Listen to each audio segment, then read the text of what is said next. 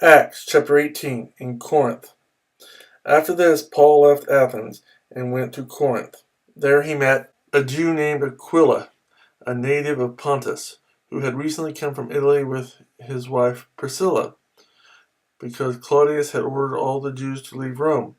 Paul went to see them, and because he was a tent maker as they were, he stayed and worked with them. Every Sabbath he reasoned in the synagogue, trying to persuade Jews and Greeks.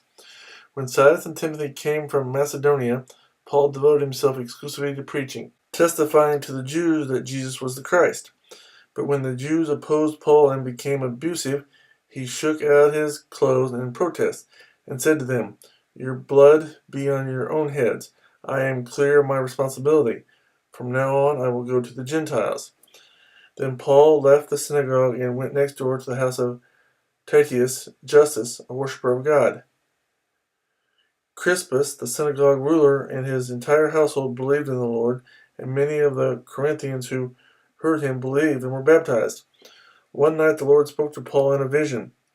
"Do not be afraid. Keep on speaking. Do not be silent, for I am with you, and no one is going to attack and harm you, because I have many people in this city." So Paul stayed for a year and a half, teaching them the word of God.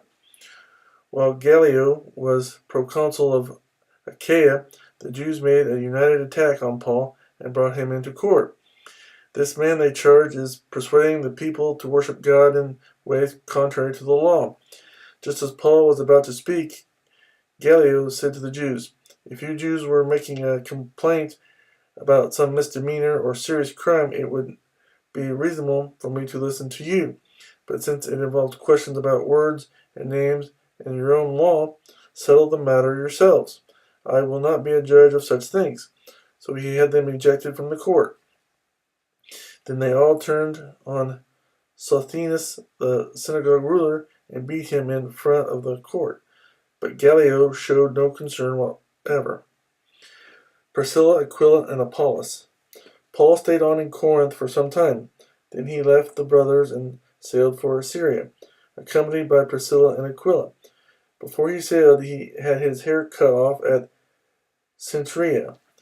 Because of a vow he had taken, they arrived at Ephesus, where Paul left Priscilla and Aquila. He himself went into the synagogue and reasoned with the Jews. When they asked him to spend more time with them, he declined. But as he left, he promised, "I will come back if it is God's will." Then he set sail from Ephesus. When he landed at Caesarea, he went up and greeted the church and then went down to Antioch. After spending some time in Antioch, Paul set out from there and traveled from place to place throughout the region of Galatia and Phrygia, strengthening all the disciples. Meanwhile, a Jew named Apollos, a native of Alexandria, came to Ephesus.